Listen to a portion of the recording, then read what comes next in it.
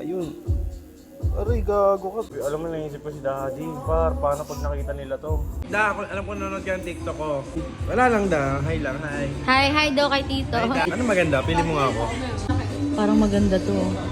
Ito na pala yung nakuha ko. Yung nasa mismong piyo-piyo na kamay. Ayan o. Yan. Dito pa ito sa sa Ink District, guys. So guys, malapit na birthday ko. So, syempre, nagpaparinig ako sa may hawak na cellphone ngayon. Suave clothing. Hey, sige na. Baka lang naman, no? Pero pogi. Diba? Pogi. Ano gagawin? Baby, huwag ka na. Okay, bandot lang. Sige na. Nantok ako. Pakatulog ko. Guys, nakita ko na. Oh my God, nai-imagine ko na. Ganyan. Shit! Lagat talaga ako kay Daddy nito.